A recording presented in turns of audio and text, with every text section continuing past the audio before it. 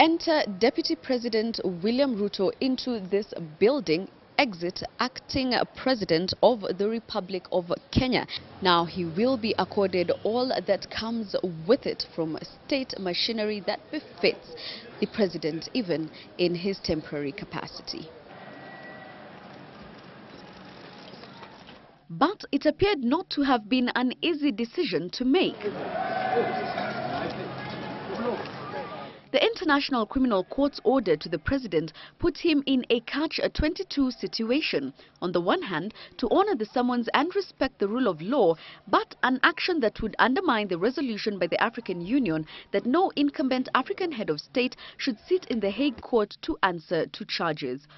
My accusers, both domestic and foreign, have painted a nefarious image of most African leaders as embodiments of corruption and impunity.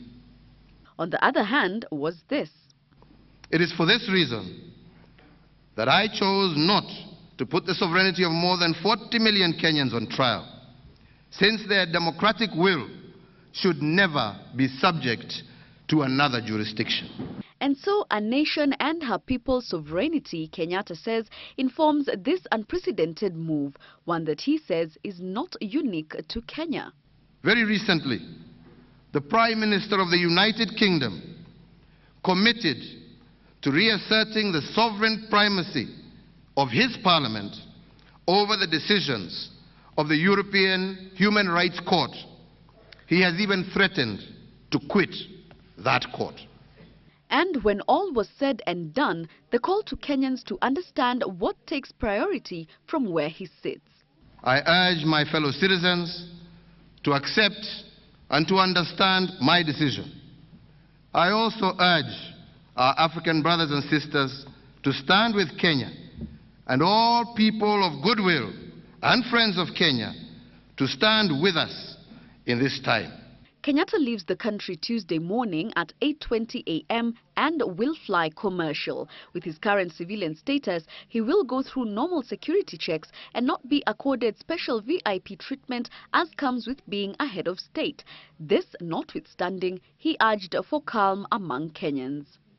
My fellow Kenyans, this is not a time for anxiety. It is time for us to be proud of the democracy we have built and the law-abiding country we have become.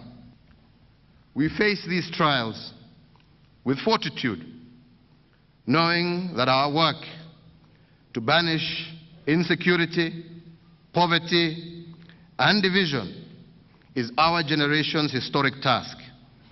It is how our children and our children's children will remember us. Kenyatta nevertheless maintained his innocence in his case and exuded confidence that he shall be vindicated with time. My conscience is clear, has been clear, and will remain forever clear that I am innocent of all the accusations that have been leveled against me. While it may not be for an overly lengthy period of time, Kenyatta goes down in the history books as the president who voluntarily stepped down, ironically to avoid being the first incumbent head of state to appear before the ICC. Jacky Maribe, Monday Special.